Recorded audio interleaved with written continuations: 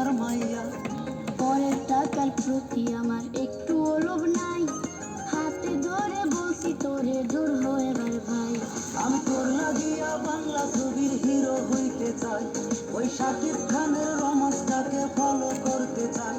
আমি তোর লাগিয়া বাংলা ছবির হিরো হইতে চাই, ওই শাকিব খানের রোমান্সটাকে ফলো করতে চাই।